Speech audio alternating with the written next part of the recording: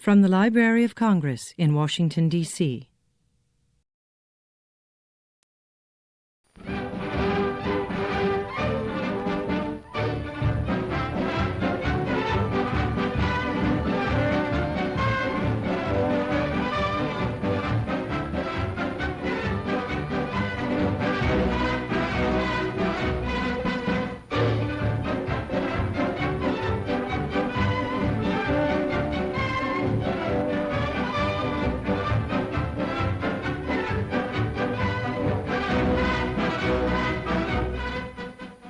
There goes another one down the ways. Another tank off the assembly line and into America's line of defense, making America strong. But the strength of a nation rests on the health of the people, on the health of the Army, on the health of the men in factory and farm who equip and feed the Army, on the health of all the people in every walk of life. That's important.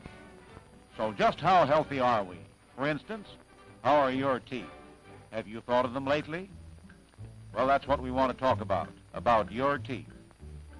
Will everybody in the audience please run the tip of his tongue over his teeth, just to get into the spirit of the story, please?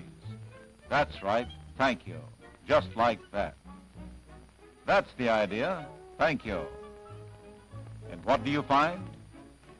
Anything wrong? Bridge work? Missing teeth? That's what I thought. Well, now that we've taken inventory of our own teeth, let's go on with the story. Here is a scene familiar to every part of the nation. Selective servicemen being examined for physical fitness prior to their induction in the Army. Would you be surprised to know that more men are rejected for bad teeth than for any other reason? That of all those termed unfit for service, 20% were turned back because of dental disabilities. That's an alarming figure. And if so many of these men who should be in the prime of health have bad teeth, what about the rest of our 130 millions? What about you? It's something to think about. There goes another one. Turned down by the Army. Turned down by business. Turned down by the girls. Can't get to first base. A failure in the Army, in business, in romance. Reason? Bad teeth. Result? Bad appearance. But what about this chap? Take a good look at him because he's going to be with us most of the picture. Name? Danny Smith. Age 24. Husky, clean-cut young American. Looks like he has good sound teeth. Did he take care of them? Is it just luck, or what? For the answer to that, we'll have to go back to the time when Danny reached the ripe old age of 2 years, a point in life that suggests to his mother he should be taken to the dentist for an examination. Mr. Smith is a little surprised. What? Take a 2-year-old to the dentist? Nonsense. But Mrs. Smith reports that at a meeting of the Mothers Club, a doctor advised parents to take their children to the dentist as soon as all the baby teeth are through the gums. But Mr. Smith still thinks the idea is pretty ridiculous. Children of 2 going to the dentist. Silly, says Mr. Smith. So, they go to the dentist. The doctor gets off to a good start with Danny and makes him feel right at home. Child psychology, they call it nowadays. Danny takes the examination in his stride. Doesn't mind it a bit. In fact, he enjoys the experience.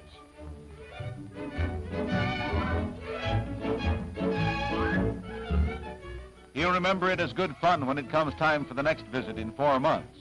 And Mr. and Mrs. Smith are going to remember it too, for the doctor told them many surprising things about teeth that day. For instance, he informed the Smiths they could walk along anywhere and stop almost anybody and find they have decayed teeth. Yes, anybody at all. Take this in a hurry, gentlemen. Like almost everybody else, he has decayed teeth. And what does he do? Well, let's see what he does. He thinks it over very carefully and then decides he's too busy to take care of a little cavity. It doesn't hurt, and after all, what's a little cavity? Nothing. Months go by and a year goes by, and then what happens? Our friend comes running, and now the little cavity has become a big cavity, and the little pain is a big pain. So suddenly, he's not too busy. He wouldn't bother with the cavity, so he'll have to bother with bridge work. And he didn't want to run up a little bill, so now it's a big bill.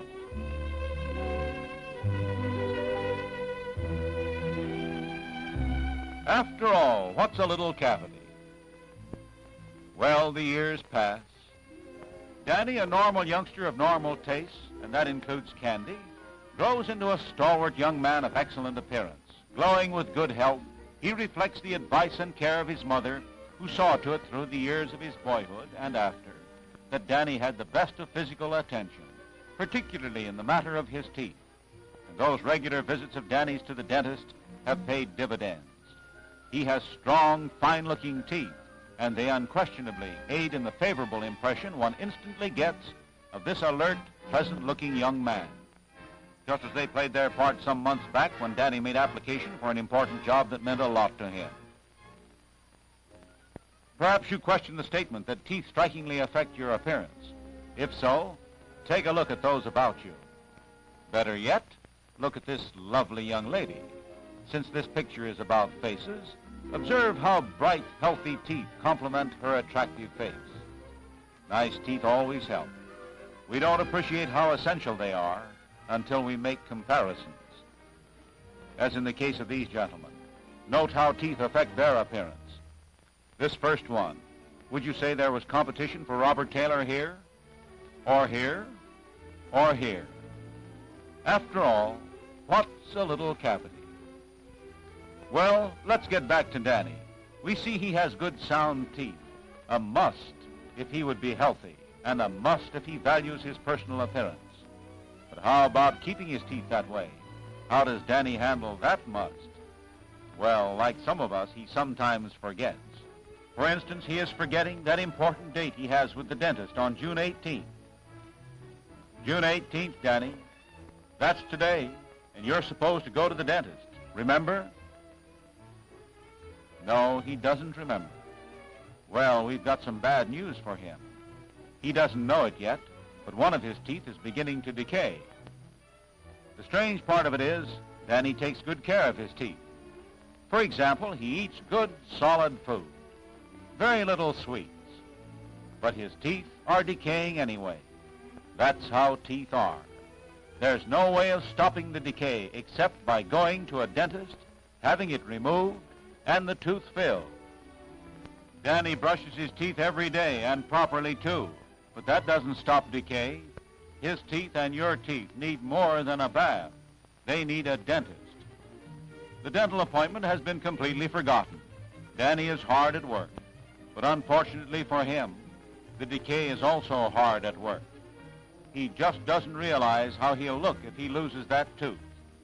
It does make a difference, doesn't it?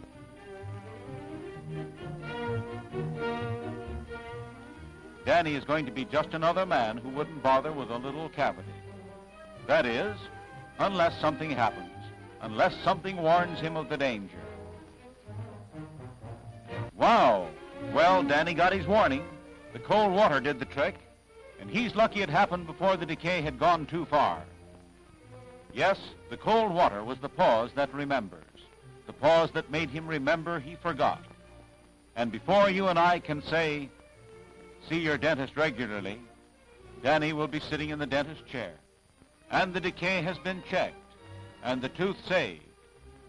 But what's all this got to do with defense, you ask? Plenty, I assure you. Now, and desperately, is the time for all good men and all good women to come to the aid of their country. We, the people, can't render 100% aid if we, the people, have bad health because of bad teeth. Danny is just an example. He had the training and foresight to safeguard his teeth, and when danger struck, he stopped the decay that could have sapped his health and made him unfit to serve his country at a time when it needed him. On the state of his health, and all our health, may in a very large degree depend the strength of our defense. Danny is ready. He has prepared. And the men who are in the armed forces, they will be prepared. They will get the dental care they need. But the men in industry, farmers, students, housewives, children, how about them? Are they getting the proper dental care as individuals or as members of the community? As a matter of fact, you're part of the strength or weakness of this country. How about you?